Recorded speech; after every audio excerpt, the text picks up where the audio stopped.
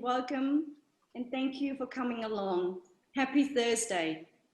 I would like to say a special welcome to past and present Rotary Young Achiever Award winners who join us today. Ali Ahmed Alahmed in 2007.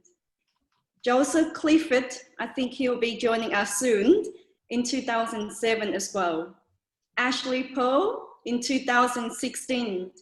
And Ingeano Singihibuyi in 2020. I think he'll be joining us soon too. Also, we do have an international student who expressed interest in joining our event for today, Tatiana Panagu Hanoi. I hope she'll join us soon. Let's start the event. I would like to begin today's presentation by acknowledging the traditional custodians of the land on which we meet today and pay my respect to their elders, past and present. I extend that respect to Aboriginal and Torres Strait Islander people here today. There are a couple of housekeeping matters that I would like to draw your attention to.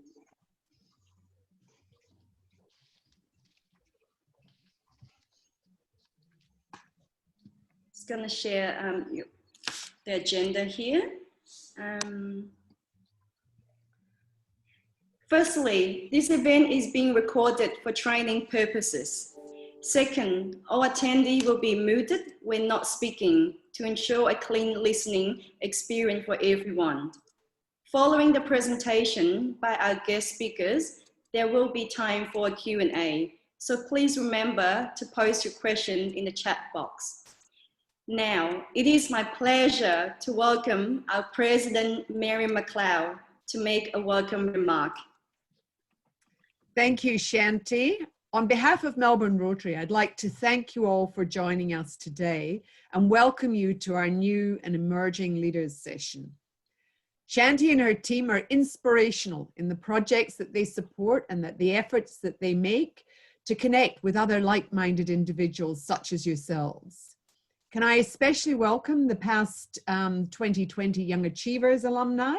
That's Ashley Poe, Ingano Singibu, Joseph Clifford, Ali Ahmed Alamin, and Tatiana Nagu Hinao. I hope you all enjoy what they would like to share with you today. Over to you, Shanti. Thank you, President Miriam.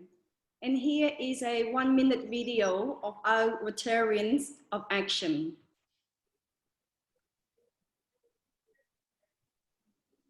Just going to share you the video.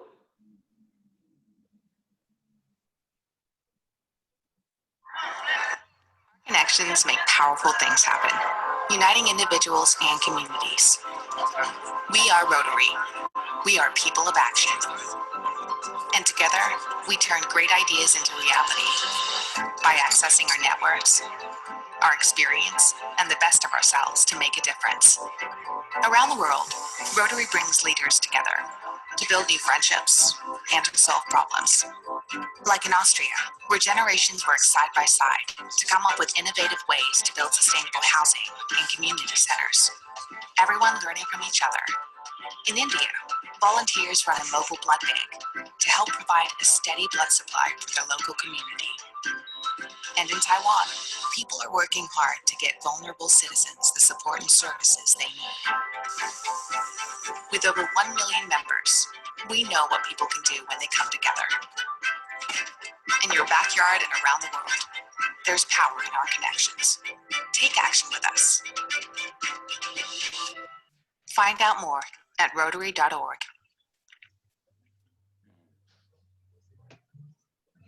Rotary is an amazing organisation, and it depends very much on the members of the community to make it relevant, to make it where we all come together, join similar aspirations, ideals, and to make our entire body worldwide, as you saw in that little presentation, to make the world a better place. So what we have today, for Rotary to become relevant, to evolve into the future, we need to embrace new members, young members, people with different skills, a diversity of cultures, of talents and abilities. And today we have a number of guest speakers. I'd first of all like to introduce you to Sarah McLeod, a young new member to our club who has a skill set that some of us more mature members do not have, and we're a bit envious of. So Sarah, would you like to come along and give us your story of what Rotary has meant to you and how you engaged with us? Thank you, Bev, and thank you, Shanti and Marion. I feel very humbled to be asked to speak, considering I'm only a couple of months into my Rotary journey, but I'll certainly give it my best shot. So firstly, I'll share a little bit about me and my background, and then I suppose a little bit about what drew me to Rotary, and then I'll share with you some information about the projects that I've been working on with Rotary at the moment. So a little bit of background on me. I studied both design and business. I'm very much a creative at heart. But I always enjoyed business, and it felt like the more promising option at the time. So I decided to go and get myself a degree in marketing. I then started working full-time in a marketing role for a large car manufacturer. And I actually really enjoyed my time there. We had a really great team, and I learned a lot working within a large organization. However, whilst I enjoyed it, it also became apparent pretty quickly that being a creative at heart, the 9 to 5 wasn't really for me. Now, I'll be honest, at this time, I really wasn't sure at all what I wanted to do, but I did know that I wanted to do something creative and find something that I could take ownership over. So I made the leap to freelance life. Now, over the next few years, I was working as a freelance graphic designer, which I'm really grateful for, as I got the opportunity to travel a lot and to work with a number of really exciting brands at the time. Now, it was a pretty unique time in the marketing space, as social media had just exploded. And we'd had social networking for a number of years at this point, but with the introduction of Instagram, we were starting to see brands jump into the social media space in a way in which we'd never seen before.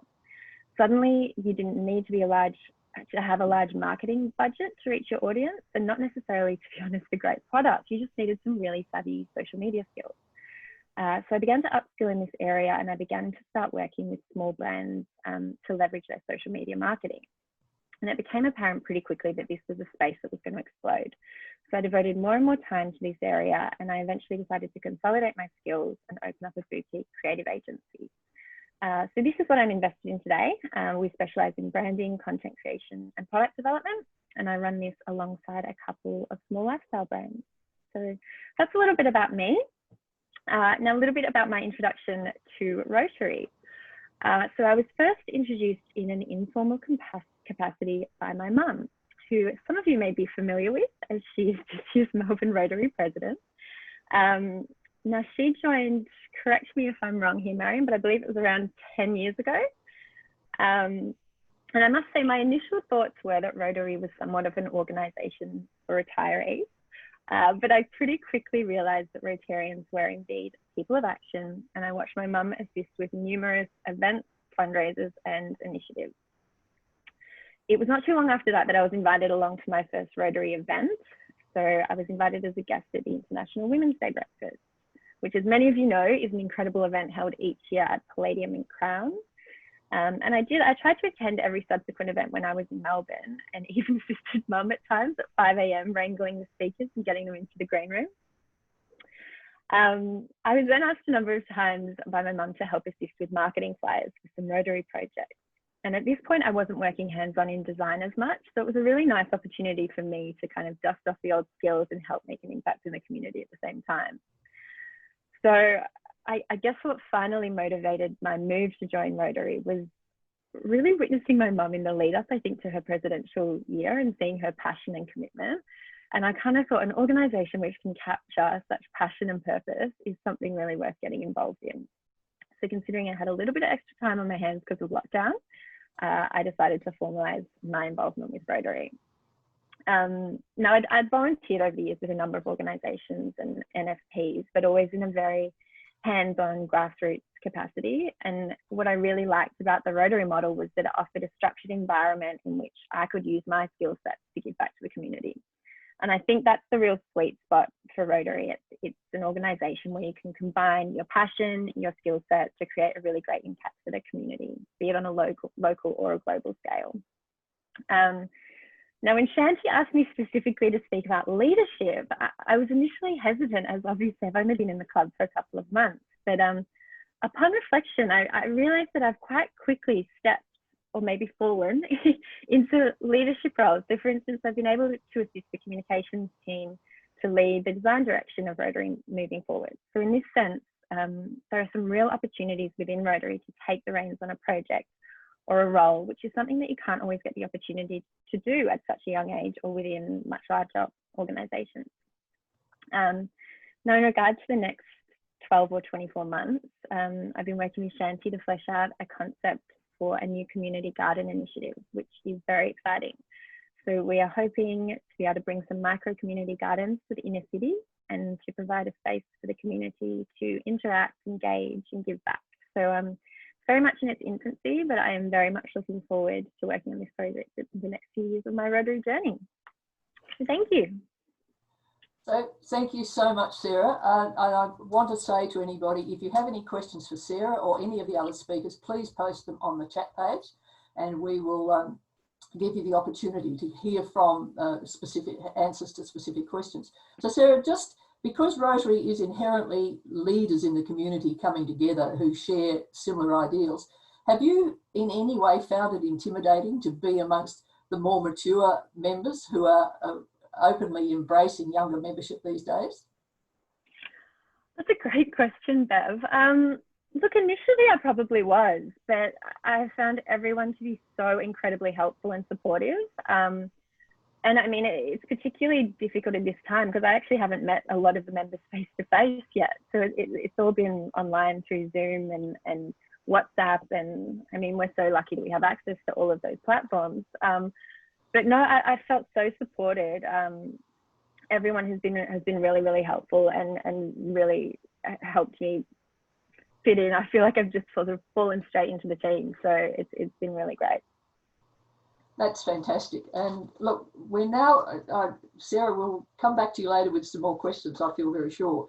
But right now, I'd like to introduce Iqbal Rita.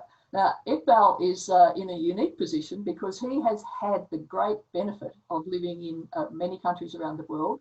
He brings with him first-hand experience that many of us would envy in this diversity of cultures and therefore can contribute a completely different perspective. So Iqbal, over to you to give us your story into Rotary.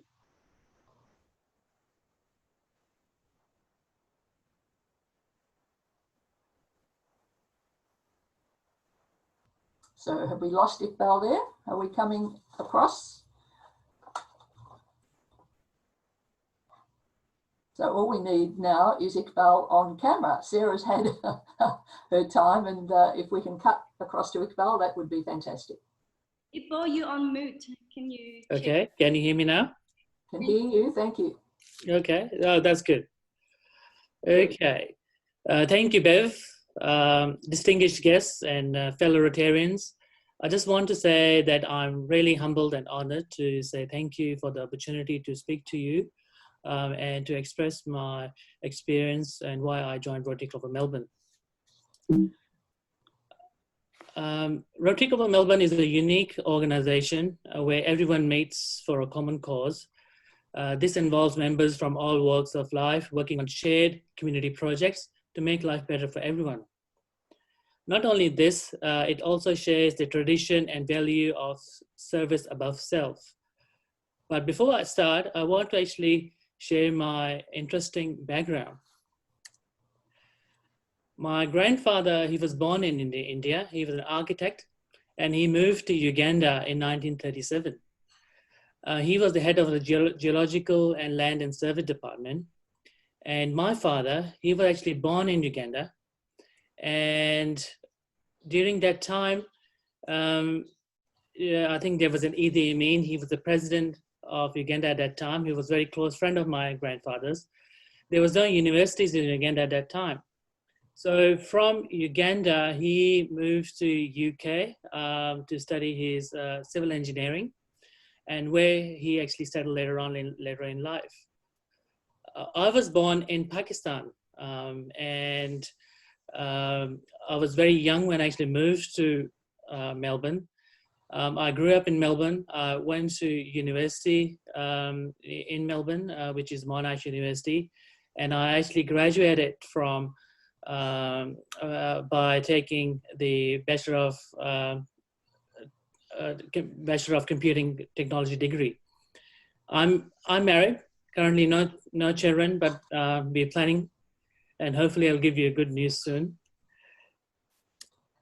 As an IT professional, I actually provide actually consulting to different organizations, from large multinational companies to government and non-government sectors. My specialty actually includes the entity resource planning solutions within the business, and also I provide complex issues, resolving issues with technology to different businesses. So currently I'm working for a company called ABB, and I'm working on a project with the Department of Defense. With the departments, my responsibility is to look after a large area, business unit, which specialize in logistics and supply chain solutions. So that's what actually I look at. The reason I joining Rotary was very good experience, and the reason I joined Rotary was I was driven by a motto, by service above self. I always wanted to engage meaningful in a society, so I joined back in 2008 in Rotary Club of Melbourne, and I was only 29 years of age at that time.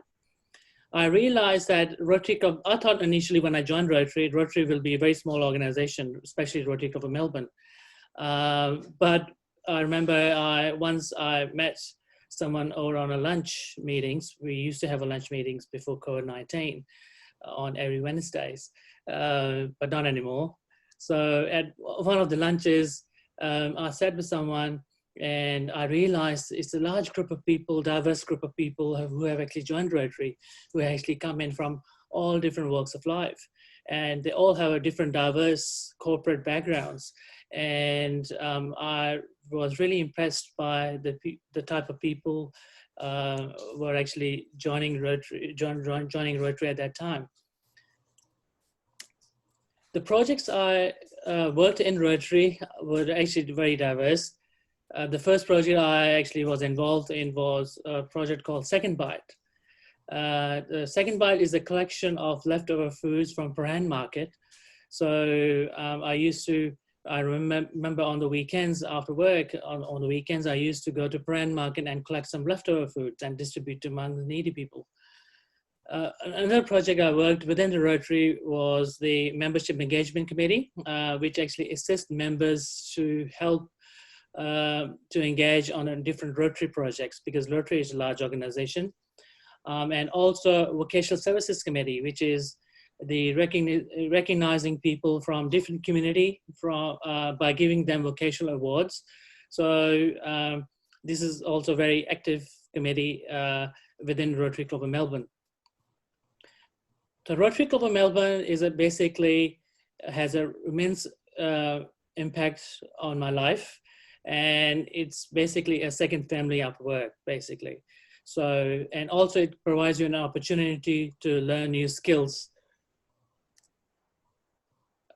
The reason I also joined Rotary was it provides the fellowship, it forges new relationships, and most importantly, it actually provides leadership through service. If you want to make a difference, you need to take an action. So it's a very famous saying by George Bernard Shaw, who's an Irish playwright, once said, "A life spent making mistakes is not only more honorable, but more useful than a life spent doing nothing." So not only this, the club members can also exercise fundraising, team building, planning, organization, and communication skills within the Rotary Club of Melbourne. Being a Rotary leader, it provides further experience in learning how to motivate and inspire and guide others. And that's what I've actually learned within Rotary Club of Melbourne. If you want to service humanity, now you have an option. You can also serve through Rotary. I hope this will actually assist you and to know you a bit more about Rotary and about myself. Thank you. Wow. Thank you very much, Iqbal. That is a very comprehensive coverage of your experience in Melbourne Rotary Club. You've been there since 2008 when you joined, and the world has changed quite markedly since then.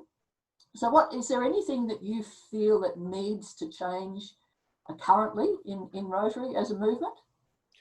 Thank you, Bev. Yes, I think Rotary needs to look into new ways of embracing technology, I guess, especially with the social media. So moving with the pace with the technology, I think that will be the main thing which Rotary should be actually focus on. Well, with you being an IT analyst and an expert in that area, believe me, your skills are needed, because there's many of us who do not have anywhere near your level of skill. So you have brought a range of talents, and sharing that common goal of service above self and linking with other leaders in Rotary. So thank you very much for your talk. And so now we want to move on to our next speaker. There will be questions afterwards, Iqbal, so please be willing and waiting for that. Our next speaker is a young, exuberant, just what Rotary needs to take it forward into the future. And so I want to welcome Jing Lin. Jing is, this is going to show you that their youthful exuberance and different ways of presenting. So for Jing Lin to come and give us her story on her approach to Rotary in general and to the Melbourne Rotary Club, you'll find this quite refreshing. So thanks, Iqbal, and I welcome Jing Lin now to give her story. Hello, everyone. Yeah, thank you for this opportunity to speak up over here. And when Barry mentioned my presentation will be slightly different, it's because I don't have a presentation. I prefer to do this way because I sort of, especially in these days, I'm really craving for some people interaction. So it would be great, you know, to see everyone's face on this screen and, you know, to get this interaction with people. I think that's the way I chose. So similar as Sarah and April, I'll just briefly talk about my resume, a bit of a story, like how I found out about Rotary and why did I join Rotary and how has Rotary impacted me. So I moved to Melbourne, actually Australia, over a decade ago. Came over here, studied over here, and then later on decided to stay because I really love Melbourne. And comparing to other cities in Australia, Melbourne is the best city to live in, as you know, ranked all over the world. Well, after graduated, I started work in various startup companies where I get to know how Australian ways of working is like, where I find the culture is really fascinating, but I see the struggle of small businesses.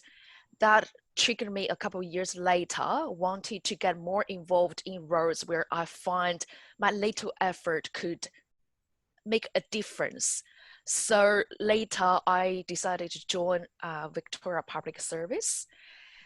Being in Department of Transport for a couple of years, now I'm with a project some people hate, some people love.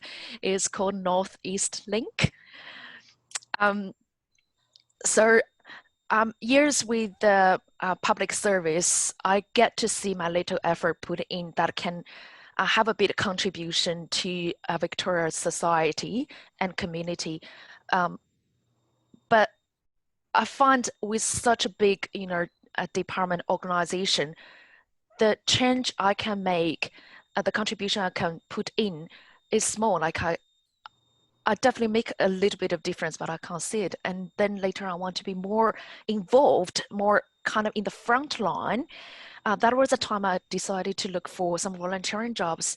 I live in the city where I see lots of homeless people on the Main Street in CBD, which was a shock and still has been a shock to me because all these years it's still happening. And I'm just wondering, like, Australia is such an advanced country with such good benefit. Why there are still people on the main street? I think with that question in mind, I want to be a bit involved with the homeless sector to understand the reason they're on the street. Is it because the benefit is not enough? Is there anything, I can do, or I can help to make some impact? And at just about that time, I think it was the right time where I was looking for some organization to join, volunteering jobs to do. I happened to went on a date with someone and who, with great passion, talked to me about his involvement with Rotary. They were like, I think back then there was a program where you organized the hospital beds to be sent internationally to help people, and those medical equipment to send out. And it really drew me into it.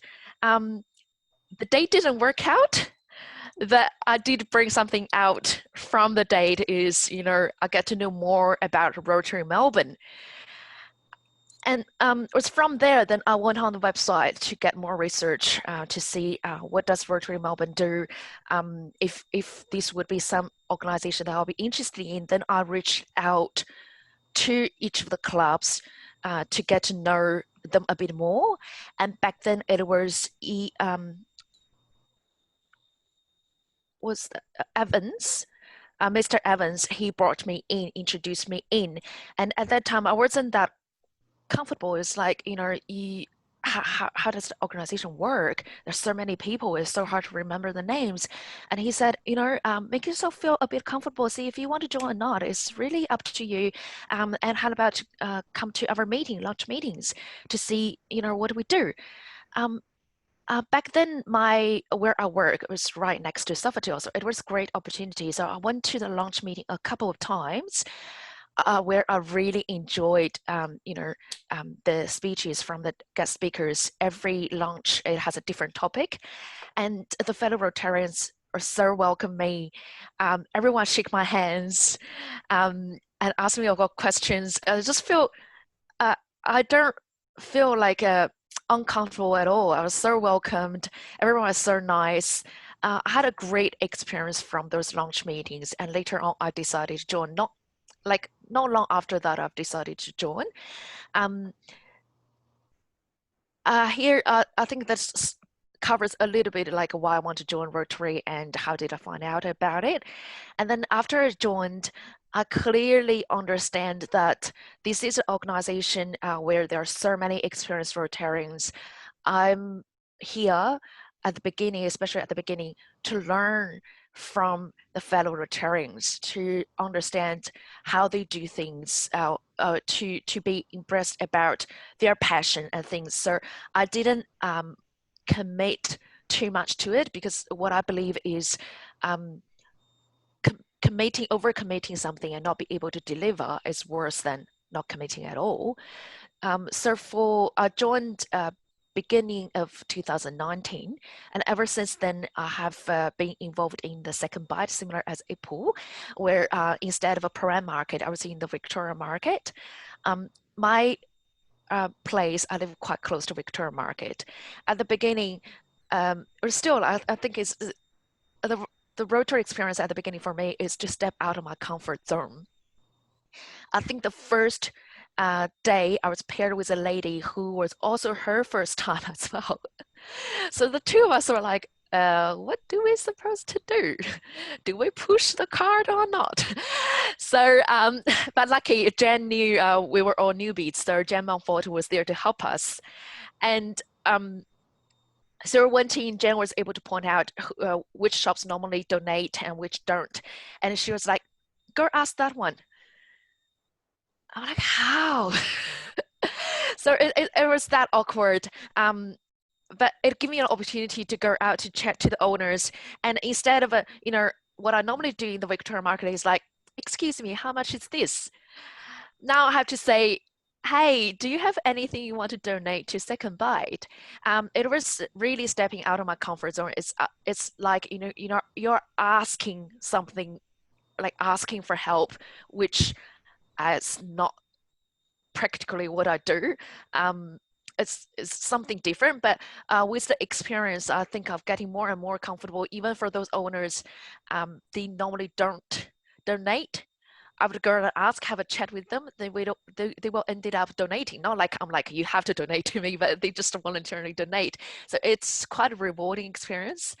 And from the first time where Jen to these days still mock us, me and the other lady was, we pushed the cart, the trolley, and we didn't know how much we should push.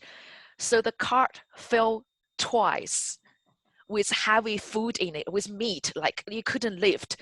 I was so embarrassing. Like we two was like, what are we supposed to do? And there are people passing by help us to put on. And Jen was like, in my experience in second bite for so long, people fell once maybe, but not twice. So it's really, and then after that, every time we learn, okay, how should we push the trolley and stuff. And I think it was right before this COVID, when we temporarily close off this project, I paired with that lady again. And we recognize each other. And we're like, oh, it's you. And that time we were like, okay, today's target, doesn't matter how much we raise, we do not fill the card. And we succeeded. And that day, I think we got the most meat and veggie as well, because we're just so excited, you know, of the journey. I think up to that time, it was about 9 months in the second bite project, where from, you know, we felt too hard and didn't know what to do to, we started to talk to almost every owner we talked to, they will donate. Some people, even though before they didn't want to. So it's great experience. I think just from this small event, I got to see the impact I got to put on over there. And I know a couple of owners' name as well. They recognize my face. Of course, after the COVID, I have to re-establish the relationship, especially with mask on and stuff. But that was great experience. I couldn't just exaggerate more about how much it has impacted me. It gave me an opportunity to grow, to have the courage to reach out to people you never thought would be in the same life zone as you, to talk to them. And I get to talk to the driver of the second bite, the kitchen staff, you know, how they think about the homeless people. And I become less scared of talking to homeless people on the street, to really get to know what's going on instead of seeing the news, what's going on, you know, being told by reports. I think that's really good. That's like gathering the frontline information, putting experience together for myself, where someday hopefully I will be in a more powerful position where I can utilize the knowledge and experience I've learned to give more back to the society.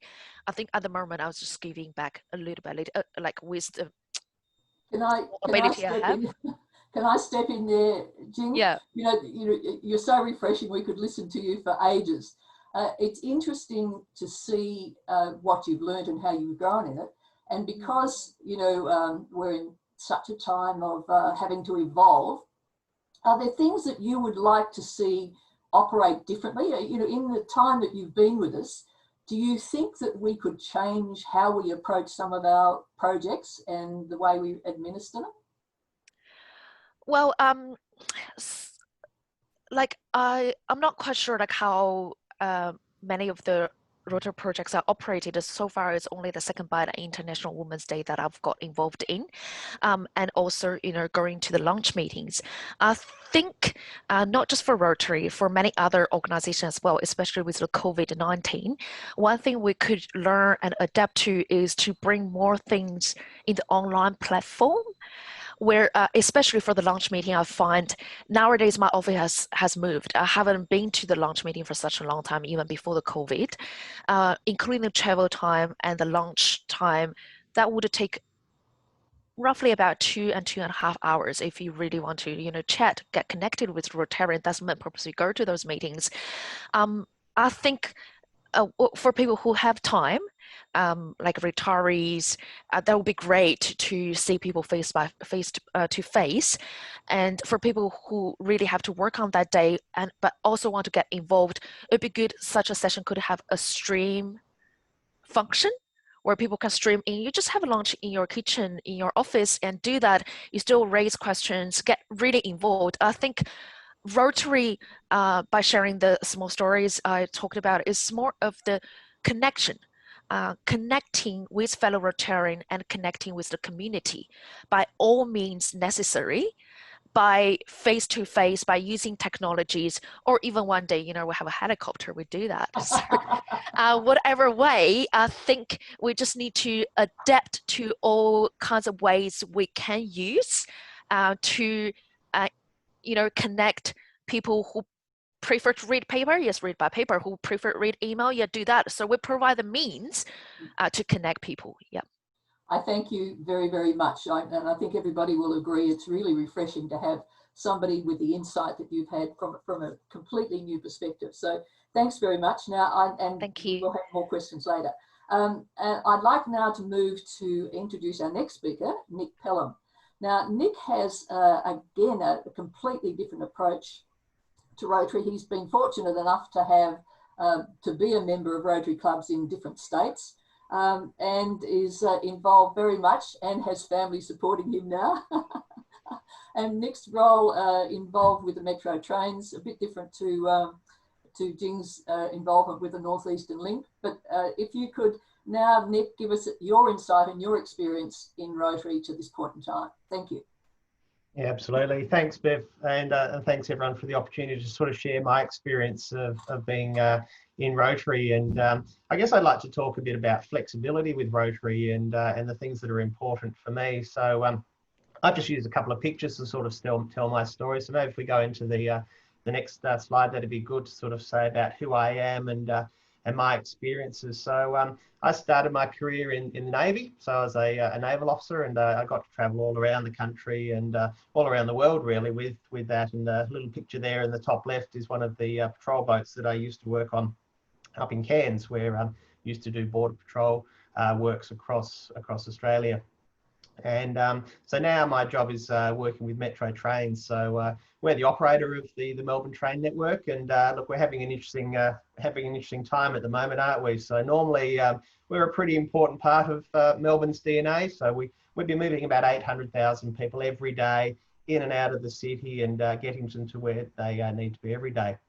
But at the moment, for the last 6 months, we're about 10% now, so it's probably moving about 80,000 people a day, getting people still to doing their critical jobs in a much more socially distanced way. So we've got some interesting sort of challenges, but I think both of those jobs, my first one and the current one, it's all around service, and I think that's probably a pretty good connection to my interest into Rotary. But that's on the professional side, and what I thought I'd put up is just a little picture of my two little works of art. So that's William and Indigo, and they've been around Rotary a bit and been so involved in the work that we sort of do. But for me, Rotary is probably not as important as my family, and it has to fit in with my work as well. And that's why I'd like to talk to you about flexibility and how Rotary has been able to be so flexible with me to be able to allow me to give back, but also at times where other things become more important. I think that's an important thing for people thinking about joining Rotary, about, you know, what is the commitment. And there's a lot of rules, or there used to be a lot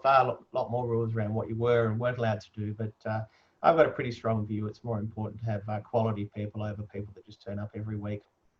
So maybe in terms of moving on to the next slide, I'd like to talk to you about the 3 different clubs that I've been involved in. And I often sort of think I try to keep it pretty simple. When I'm picking a club, I sort of go by the location that I'm living in. So I actually got asked to join Rotary back in 1999, and my girlfriend and I at the time were up in Cairns, and later to become my wife, and we're at a New Year's Eve party at the Hilton, and there was another group of people sitting near us who were all dressed up as ridiculously as we were, and guess what? They turned out to be Rotary people. Rotary people seem to have a lot of fun, and they get dressed up and go to lots of events. And we kicked up a conversation. I didn't know these people at all, and Rotary, in my experience, was all about being asked to come along. So we kept in contact. They said, "Oh, Nick, you might be interested in coming along to Rotary." And that's the most important thing about Rotary, is you need to be asked, or you need to actually find out about it. And that's how I joined Rotary. some things happened in 1999, and I got the opportunity to move down to Canberra. So I joined the Rotary Club of Canberra City. And once again, a great club to be involved in. And their claim to fame was they met at the National Press Club. So I always thought it was really lovely. Every week I used to go along to the National Press Club, and it used to look so great on TV. And you go there and think, oh, is this the National Press Club? But we did some really good work there, and really enjoyed that sort of club, and spent 4 years there. And then in 2004, I actually moved down to Melbourne, but I stayed with the Rotary Club of Canberra City. I wasn't quite sure where I was going to actually go next. I really liked Rotary by that stage, but as you can see, I joined this fantastic club here. But the journey wasn't quite as simple as what it sort of seems. So before I left Canberra, I had some really good mentors and some really good opportunities to get involved in Rotary. But as I was leaving, the president sort of said to me, Nick, when you move to Melbourne, just don't pick any club. Go to as many different clubs as you can find, and find the one that actually fits well for you.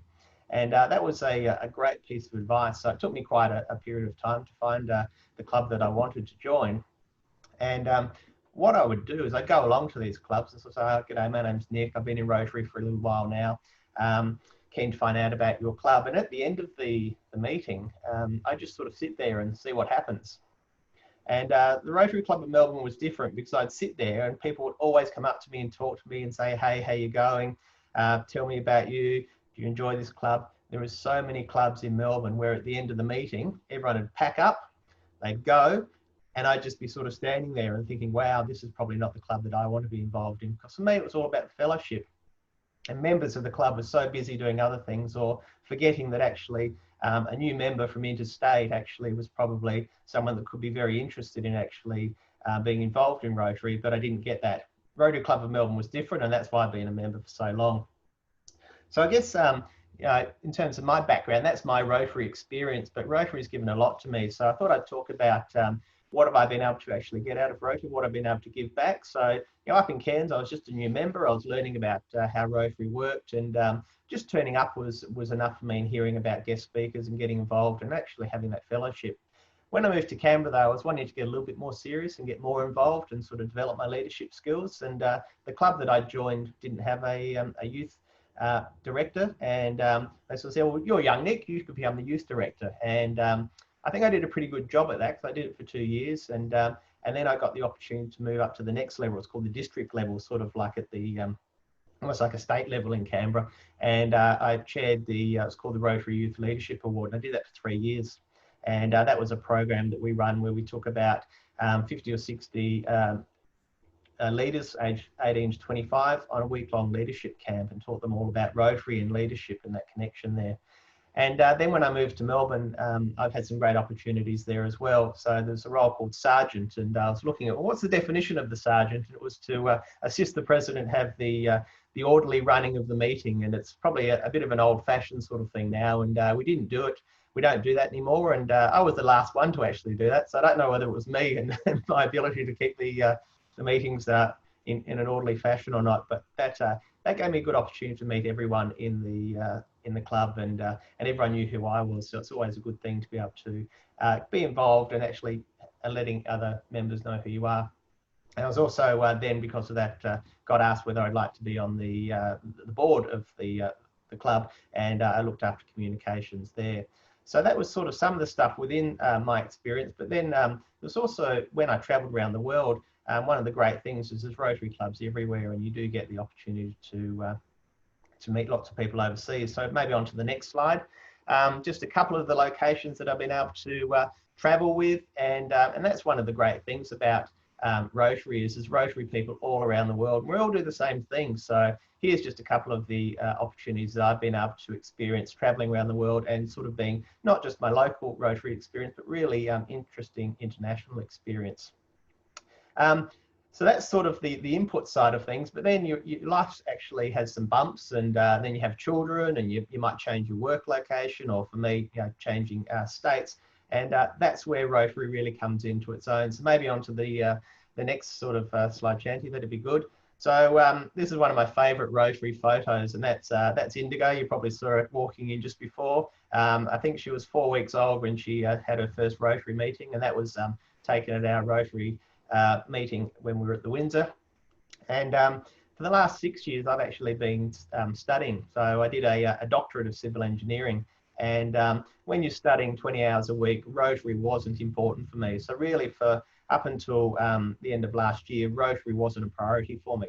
I've stayed a member and I'd go along occasionally to the meetings, but for me, it wasn't about turning up because I had to sort of focus on what was important. So these were two pretty important things. They're both my babies, I think, my children, and my thesis that I did. And but the big connection was that I was able to stay with Rotary, and Rotary was happy with that. And I always sort of think, well, isn't it great that you sort of say, well, we don't see you very often, Nick, but we value your contribution. And that's the important thing.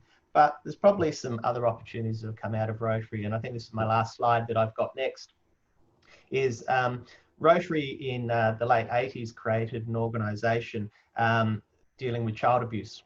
And it got to a size where the Rotary Club could actually turn that into a company and appoint a CEO, and actually it could run as a profitable not-for-profit.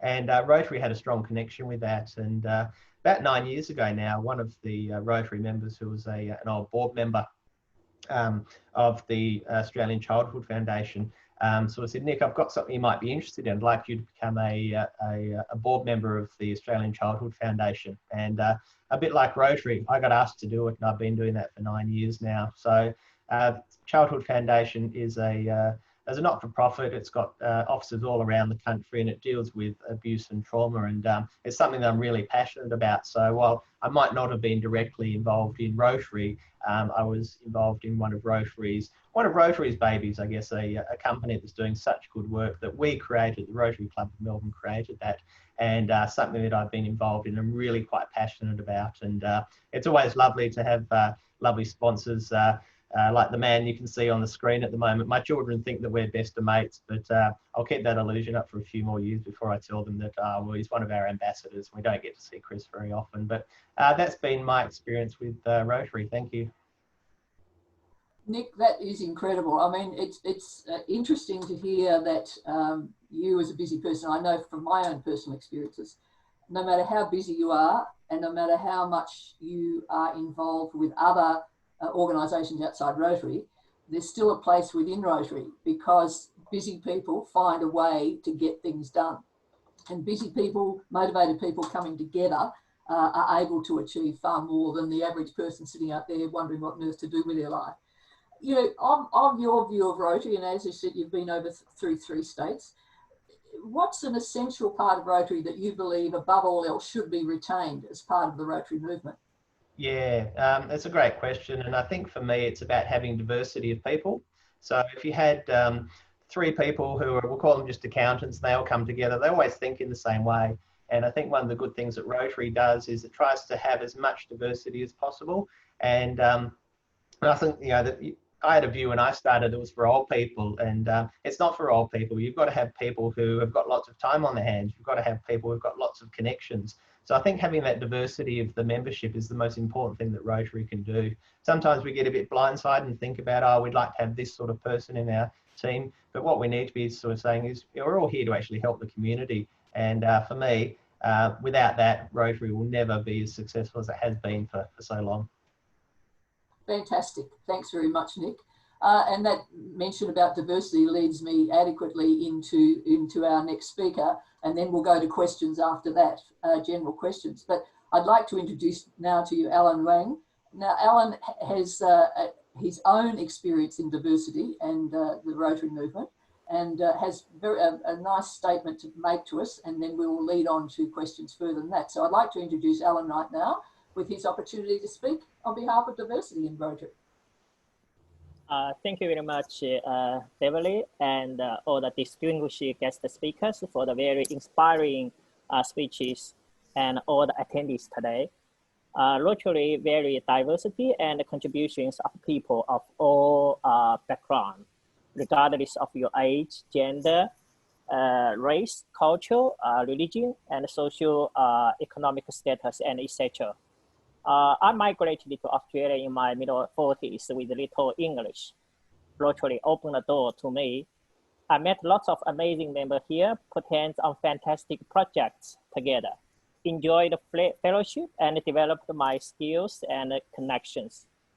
So no matter what your background is, how diverse you are, as long as you want to do good to the community, meet like-minded people willing to put service above yourself.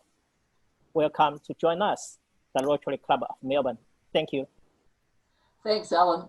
Between all of the speakers, it's been, you've covered all of the essences, the essential ideals that Rotary strives to achieve. It's been a fascinating journey. There is a question that's come through from our president, Marion. Do you have an ideal, any of you can answer this one, of what we're in our 100th year, our anniversary of our 100th year, an amazing milestone. What you would like to see, how would you like to see Rotary in the following 100 years? What would you like to see as our major achievements? Do you have an idea, Alan? Sorry, I beg your pardon. It's all right. I'm just saying, have you got an idea of how you would like to see Rotary, what you would like to see them achieving in the next 100 years? I think Rotary better to get more diversity and rooted more to the more grassrooted to the local community, because not only reflect the spectrum of the local community, but also we have the more interactions with the local community. Yeah, fantastic. What about you, Nick? Have you got an ideal that you would like to see that Rotary can wave its flag and say we've achieved this in the next 100 years? Oh, yeah, absolutely. Look, one of the great things that Rotary does is it brings people together to work on big projects or small projects, and I think that's the challenge. And I think it could be a bit daunting sometimes when you come into a club. You say, "Oh, we'll get involved in a project," and then there's administration. So many people just want to turn up and do things like second bite. Some people like to do the administration of running Rotary as well. And I think being able to sort of get those together, you sort of say, well, you don't need to become a member to be involved in Rotary. That's the biggest contribution I think we can actually all work on and get our heads around. How can Rotary facilitate people actually contributing back to their local community? Fantastic. Now, Sarah, what about you? What do you have an idea on what we can do different to attract more high caliber younger members into our Rotary Club so that we are remaining relevant, not in a stage of decline, but in a stage of growth and excitement? Yeah, look, it's a great question. I suppose just the ability to remain agile and nimble as a club and really sort of adapt as we as a society adapt and evolve. Just in order to remain relevant and not stagnate in those areas, I think, because I think the younger generations are so, what's the word?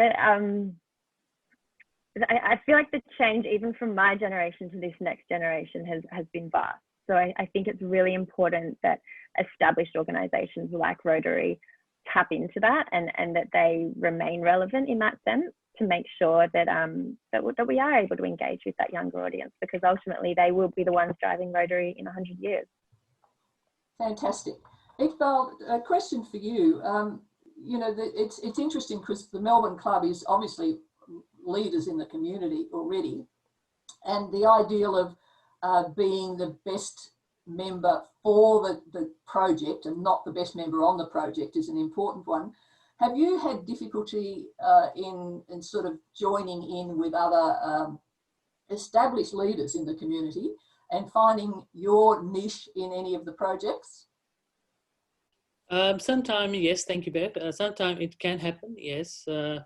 And the way to overcome is persistence.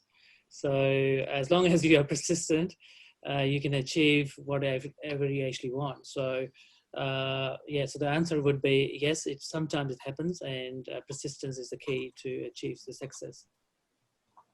Very good. It is. And once you've been persistent, you can overcome many of the disabilities and prove your worth, and so you gain respect in that process. So, which is fantastic.